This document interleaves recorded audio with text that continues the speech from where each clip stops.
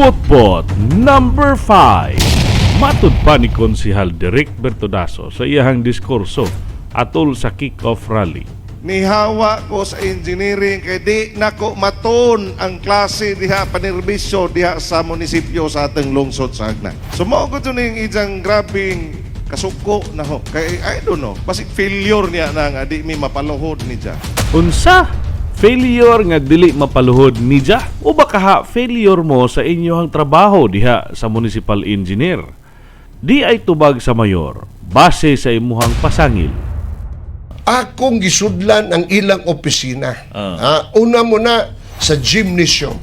Maunay atong gymnasium sa una nga niingon sila nga maayo, pero nakita nako ang tanang mga materials. Mga good lumber, mga mismong opisina nimo engineer. Bertodaso, imo mismong opisina gakalat ng atong mga materials kay dili lang wa kay puangod. Ang imo unta matag sentimo nga kwarta sa atong munisipyo imo untang gipanalipdan, pero tan-awa maunay akong nakita ayaw kong ingna nga wa ka makahinumdom niining mga butanga. Tanawa maunay responsibility ang usa ka municipal engineer, pero iyang gipasagdan ang mga material sa init o sa ulan kaway buot way puangod nimong tawhana ka Hagna Business Center, di ba?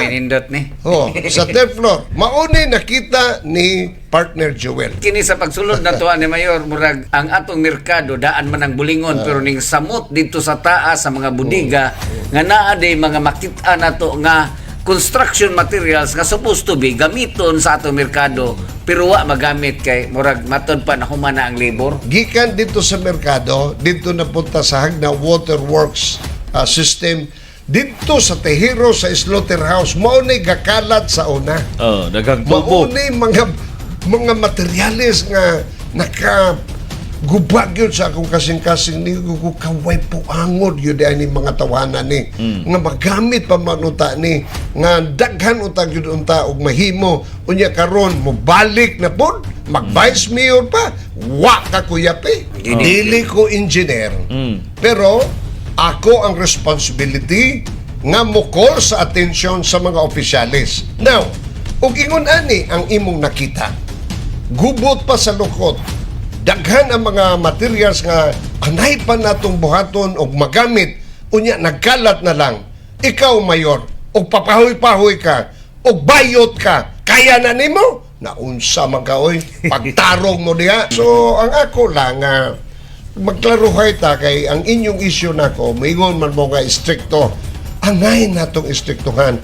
Millions of budget ang lustay niya ng mga tawhana. Ayaw ko yung nagwa mo kita si Derek ana sa tanang mga dokumento na ang iyang signature.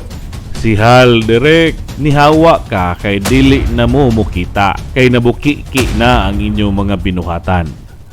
Nihawa ka kay gusto kang mulansad pagbalik kay naay nagsulsul nimo. Si Hal Derek Bertodaso, nihawa ka kay usa ka certified boton.